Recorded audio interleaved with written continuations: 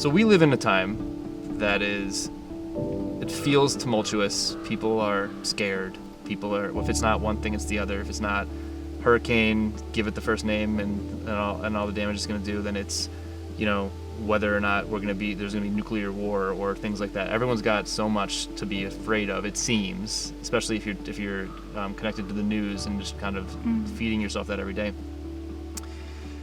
And with it is this sense, I believe, it seems to me, of dread, some undercurrents of stress, some undercurrents of anxiety. So yeah. I know that you work with certain herbs to kind of help with some of that, not necessarily not like the Western medicine approach where it's like, oh, take this away from me, I don't want to have to deal with it or look at myself, but just things that might aid someone in grounding themselves and connecting more to who they are and what this existence is really about in those moments of stress. Would you be open to sharing some of that? Yeah, well, I think there are herbs that present themselves at different times because there's a need for them. Like when our communities need the plants, they show up. And so there are certain plants that have become very well researched and used right now. I mean, they're traditional. They've been used a long time, but where we weren't really studying or using them, I would say in the last 30 or 40 years, they've become very popular, one being kava. I consider kava an herb for our time. It's a little controversial. There's some countries where you can't buy it, and it was taken off the market for a short while in the United States as well. There really is very little research that shows that it's bad, and thankfully it's being used. Like any herb, if it's used abusively, it can have side effects, but kava used judiciously and as it's meant to be used is a very incredible herb for the nervous system, and it specifically addresses anxiety.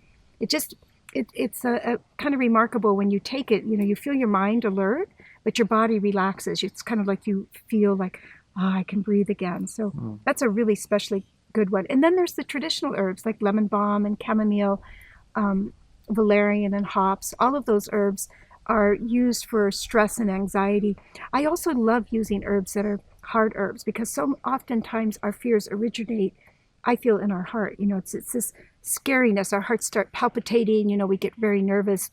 And so herbs like hawthorn is actually one of my favorite herbs for anxiety and grief and sorrow and depression.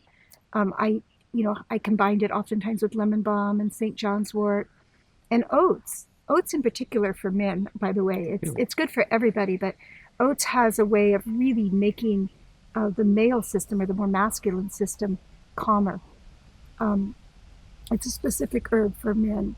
So yeah, there's a whole group of herbs that are used, and then there's all the support therapies that include herbs like the flower essences and water bathing, I think, in the forest bathing. I think the biggest problem right now, the world seems more stressful to us because we're alive. This is our world. But believe me, if you lived, in World War II and the whole world was aflame, or in World War I, or basically any time in history, it's our time. It's just when we're alive, and it's how we want to navigate through it. It becomes not only a personal choice, but a choice of our societies that we live in.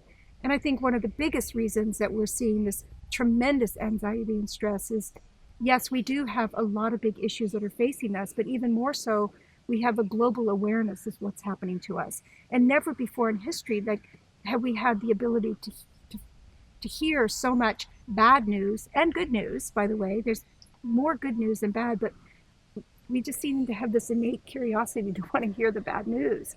And right now, I don't think our nervous systems are programmed to take in that amount of bad information.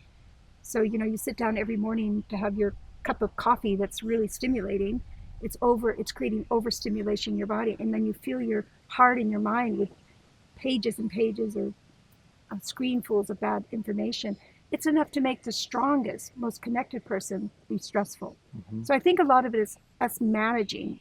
We want to be conscious. I mean, that's partly why this information is available. We need to be conscious of it, but we need to have a greater maturity of how we manage all that bad news. And we need to take care of ourselves enough that we can take that bad news and create it into good news. I think that's really what our mission is. It's to be conscious and aware of it, and to be conscious and aware of how we take it in, and then what we do for ourselves that creates creativity and light out of the darkness.